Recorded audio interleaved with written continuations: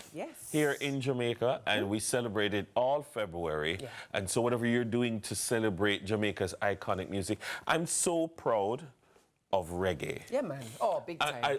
As a music that we have given to the world. You know, I've said, you know, people, we've had the debate about whether or not certain artists should be able to win like the reggae Grammy. Yes, yes. No, we've given the music to the world. It is a world music, you know. For sure. Back in the day, we used to listen to this thing called the Putumayo World Music Hour. And I'm sorry. Can you just do that voice for me one more time? The Putumayo World Music Hour. All right. Yeah. and I loved like listening. You know, you learn about different musics of the world, and reggae is a world music. Yeah. You know, and it's one of the genres that we have given to the world. Many countries haven't. They produce a music. Right. They produce a sound, but it's not a world music. Yeah. And like when we think about we've been going back into dub and rocksteady and reggae and dancehall to see that we've given the world. Yeah.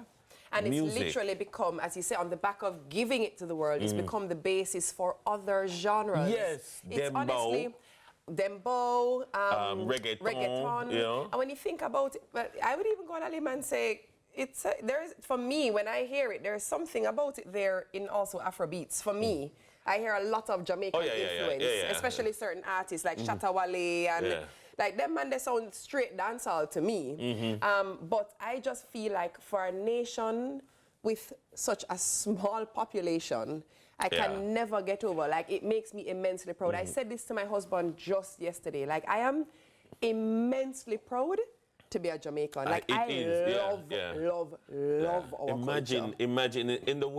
Imagine in the words of Marlon Campbell, imagine not being a Jamaican. Oh, I would never want to imagine. No, it would be torture for me. I would never. It actually makes us so cool. As you enter any room, where are you from?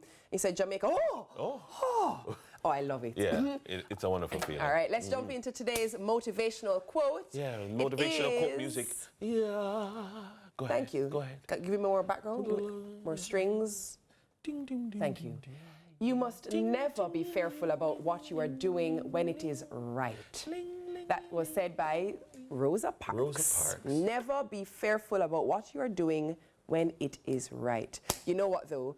I can't lie. Immediately, this is I'm going to expose the nerd in me, but immediately that takes me back to when I was doing my master's and we had to do a course in ethics. And of course, you know, determining what is right is quite subjective. Yeah. Because what is right in particular cultures may not be in others. So it's just like, relative. Yeah. Right is very relative. Yeah. It's relative to social context. It is. And so societal norms. Yeah, and I mean the relevance of it, and it's also Black History Month in the US, the relevance of it is that within the context of the United States, when she said it, it was in a context of what we call civil disobedience. Correct. And so there was a necessary amount of disobedience in order to force the change that was necessary in the United States. So sitting not in the back of the bus was an act of civil disobedience, which was necessary because many people, you know, would say, oh, there were a lot of people who were doing it before Rosa Parks, but Rosa Parks, given who she was the spark that lit the powder keg, which triggered many people say the civil rights movement and got things going. Well, it leads us down so many other rabbit holes, if you will, because when you think about even, you know, the uprising that happened during COVID lockdowns with the death of George Floyd. And there was a lot of looting, and people were just like, why would you do that? So and so and so. It then brings up this quote, like, was it right? Was it not right? Did it get a response that was desired? Did it not? It's an interesting discussion whenever I think about when people think they're doing something that is right for the greater good and the implications. Always interesting to me. Yeah. All right. Well, you know, in terms of some things that are happening out there, I saw this story about a group of, not a group, is it a group? Triplets. Set? A set of triplets. Yeah. So Jamaica faces the novel prospect, ladies and gentlemen, of having triplets representing the country at the Olympics, and the Jamaica Ski Federation is aiming to provide full support for Henry the Fourth, sorry. Hello. And Helena Rivers, their quest to qualify for the 2026 Winter Games in Italy. Isn't that There they are something? on screen, and they, you know, the Jamaica Ski Federation. Hey, Jamaica in the things them, you know. Everything. As your granny would have say, if an egg, we in the red. Man. I love it. I love it. And I hope that they get to where they need to go. I hope that Jamaica, as a country, that we raise the funds necessary for that. Yeah. Yeah, I love that. Like it. I like it. So this one has been making the rounds on socials. It's actually caused quite a bit of a stir and uproar. The Associated Press has issued a public apology to legendary music producer and singer-songwriter Babyface, following a viral blunder at Sunday's Grammy Awards. So while on the carpet... I missed this one initially. Oh, I saw initially. it. Hey. Yeah? While he was on the carpet, right? One of the publication's reporters abruptly cut him off. He was mid-sentence in an interview, and the cutoff happened because another person was walking in the background, and the person wanted to get that person's attention to get an interview. The person was Chaperone.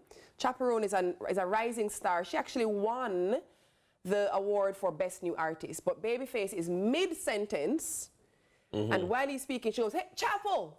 I swear to you. Mid-sentence. Anyhow, Babyface literally said, "Oh, you want to do that? Okay, well, here, sure," and just gave them the mic and stepped away. So the Associated Press put out a statement saying, "We are deeply sorry for cutting our interview. We have apologized to him through his representatives and to our viewers on the live stream."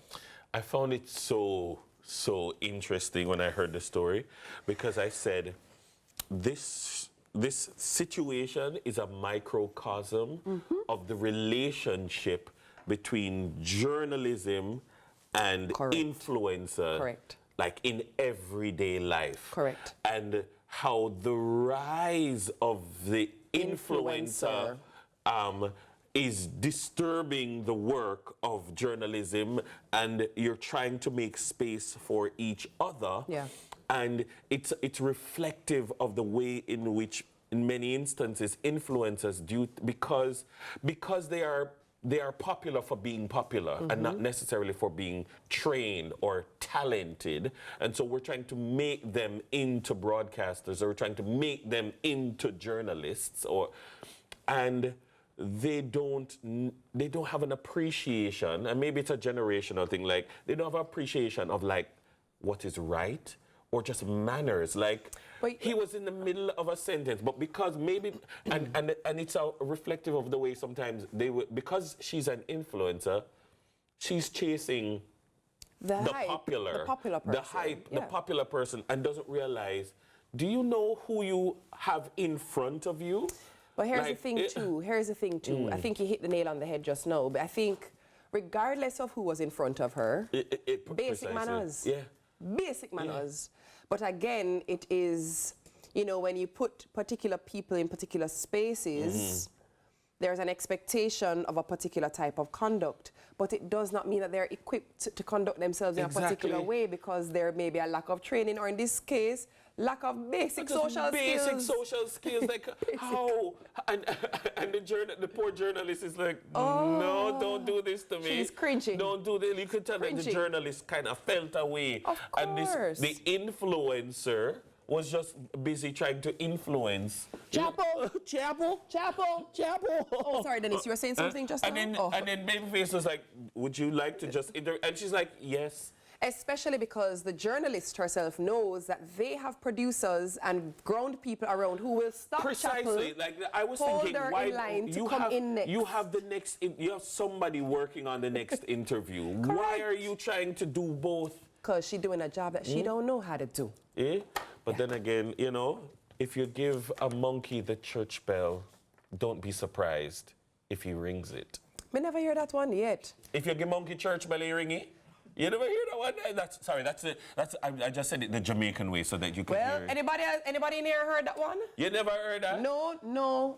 No. No? Anybody? No. Oh, look at that. Really? Wow. It's an overwhelming no. But to tell you what we're going In to the do. viewers, in the comment section, have you ever heard that one? Say it again. If you give monkey church bell, ain't going to ring it. Me think it is. If you give monkey church belly, I'm going to try eat it. I don't know. I didn't know. All right, so Sunrisers, it's time for your reggae. I'm trying to not be judgy here. Listen, you've been doing a lot of that these days. From Duolingo down to... Come, show me how you're going to... Great. All right, so we do have a reggae mixtape for you to get you Tuesday morning started. So please enjoy as much as we will.